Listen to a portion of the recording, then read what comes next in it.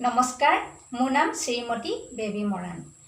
জয় জয়তে সমূহ অসমবাসী তথা বিশ্ববাসীলৈ বেবী মৰাণ ইউটিউব চেনেললৈ বহুত আন্তৰিক স্বাগতম যাচিলোঁ।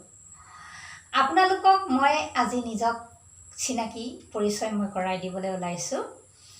মোৰ ঘৰ তিনিচুকীয়া ডিষ্ট্ৰিক্ট ডুমডুমা এথেঙিয়া তিনিআলি। মই কোনো MBBS ডক্টৰ পঢ়া নহয়। মই 2004-2005 চনত বনৌষধিটো আৱিষ্কাৰ কৰি এতিয়ালৈকে 83 জন কেঞ্চাৰ পেচেণ্ট ভাল কৰিবলৈ সক্ষম হৈছোঁ। ই এক বিশ্ববাসীৰ বাবে কেঞ্চাৰ ৰোগীসকলৰ চমকপ্ৰদ সাফল্য অৰ্জন কৰিবলৈ সক্ষম হৈছে আৰু ৰোগীসকলৰ বাবে বহুত ভাল খবৰ। এতিয়া মই কেঞ্চাৰ ৰোগীসকলৰ ওপৰত কিছু কথা আজি ক'বলৈ ওলাইছোঁ। আপোনালোকে সকলোৱে ভালকৈ কথাখিনি বুজি লওক আৰু আনক শ্বেয়াৰ কৰি দিয়ক। আপোনাৰ মহান উদাৰতাই আন এজন জীৱন দান পাব। এতিয়া মই কৈছোঁ যে আধুনিক চিকিৎসা বিজ্ঞানৰ বহুত ঔষধ, বহুত মেডিচিন, বহুত বেমাৰ ভাল কৰিছে আৰু বহুত বেমাৰ সম্পূৰ্ণ ভাল কৰিছে। এইটো সত্য কথা আৰু যুগ বছৰ ধৰি চলি আহিছে আৰু চলি থাকিব। ইয়াৰ উপৰিও আমাৰ প্ৰথম যেতিয়া পৃথিৱীখন সৃষ্টি হৈছিল তেতিয়া হাৰ্বেল মেডিচিন আছিল। গছ বন, তৰু লতা, তৃণ আৰু অন্যান্য যেনেকৈ ধৰক মাটিৰ পৰা কিছুমান মেডিচিন ৰিচাৰ্চ কৰি উলিয়াই, সেইবিলাকৰ পৰাই এই ঔষধবিলাক এলোপেথিকলৈ পৰিৱৰ্তন কৰিলে, হোমিঅ'পেথিকলৈ পৰিৱৰ্তন কৰিলে, তাৰপাছত আয়ুৰ্বেদিক আৰু অন্যান্য কিবা আছে সেইবিলাকলৈ পৰিৱৰ্তন কৰিলে। এতিয়া আমাৰ বডিটো হৈছে প্ৰাকৃতিক। আমি একেদিনাই ডাঙৰ দীঘল হোৱা নাই। আমি প্ৰথমতে কেঁচুৱা হৈছোঁ। কেঁচুৱা হোৱাৰ পৰা আমি আজি ইমানখিনি ডাঙৰ দীঘল হৈছোঁ। এতিয়া আপোনালোকক মই বহুত ভালকৈ মই বুজাই দিব বিচাৰিছোঁ। আপোনালোকে আধুনিক চিকিৎসা বিজ্ঞানৰ পদ্ধতিৰ সহায় লওক, মই নল'বলৈ কোৱা নাই। যিহেতু মোৰ যদি কিবা এটা প্ৰব্লেম হয় বা সমস্যা হয় তেতিয়াহ'লে ময়ো ল'ব লাগিব।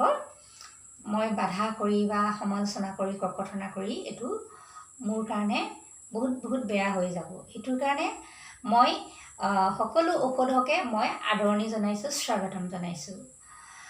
এতিয়া যিটো মাৰাত্মক কেঞ্চাৰ ৰোগটো হয়, যেতিয়া এজন পেচেণ্টৰ হয় তেতিয়া তেওঁলোকৰ ঘৰৰ পৰিয়ালৰ ব্ৰেইনটো অলপ বেলেগ ধৰণৰ হৈ যায়, একদম বহুত অৱস্থা বেয়া হৈ যায়।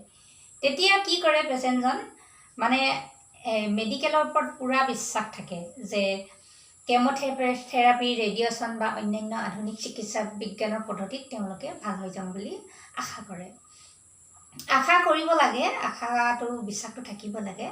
কিন্তু যেতিয়া বিশ্বাস তেওঁলোকৰ ভংগ হৈ যায়, যেতিয়া তেওঁলোকে এই কেঞ্চাৰ বেমাৰত হাৰ মানে, তেতিয়া তেওঁলোকৰ কোনো এটা মেডিচিনৰ ওপৰত বিশ্বাস নাথাকে। তেতিয়া সেইটো সময়ত তেওঁ একচুৱেলি গোটেই পৰিয়ালটো বহুত অসুবিধাৰ সৃষ্টি আহি পৰে। টকা পইচাৰ পৰা আৰু অন্যান্য সমস্যা ঢেৰ কিবা আহি পৰে। সেইটো মই জানো আৰু মই বহুত পেচেণ্ট চাই আছোঁ, সেইটো মই খুব ভালকৈ বুজি পাওঁ। এতিয়া আপোনালোকে যেতিয়া বেমাৰটো প্ৰথম ধৰা পৰিব, আমাৰ মেডিচিনটোৰ ওপৰত বিশ্বাস কৰক। মই যিটো আৱিষ্কাৰ কৰিছোঁ সেইটো বনৌষধিৰ ওপৰত সম্পূৰ্ণ বিশ্বাস ৰাখক। এই মেডিচিনটো প্ৰথম যদি পৰ্যায়ত পোৱা যায় তেতিয়া 15 দিন, 1 মাহ, 2 মাহ, 3 মাহত সম্পূৰ্ণ শেষ হৈ যায়। যেতিয়া অলপ বেছি হৈ যায় তেতিয়া 1 বছৰ, 1.5 বছৰ লাগি যায়। আৰু কিছুমান পেচেণ্ট বহুত স্প্ৰেড হৈ যায়, তেতিয়া সেই পেচেণ্টজন ভাল কৰিব পৰা অৱস্থাত আমাৰ হাতত নাই। তাৰ বাবে মই ক্ষমা খুজিছোঁ। বেছি হৈ যোৱাৰ পিছত মই ভাল কৰিব নোৱাৰোঁ।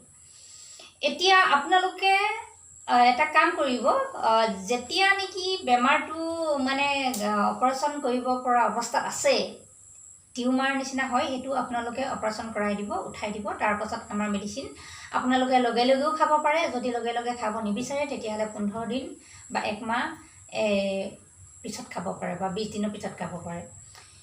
ইয়াৰ উপৰিও আপোনালোকে মানে আমাৰ মেডিচিনটো ইউজ কৰি আৰু ডক্টৰ চিকিৎসাও আপোনালোকে ল'ব পাৰিব। ইয়াত কোনো মানে একেলগ হ'লে মানে ছাইড ইফেক্ট নহয় বা এই পাৰ্শ্বক্ৰিয়া নঘটায় বা কোনো ইনফেকশ্যন হোৱাৰ ভয় নাই।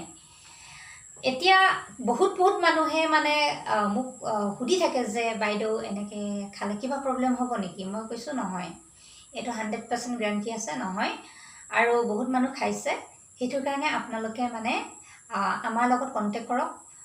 যোগাযোগৰ নম্বৰ 8404073955। Thank U.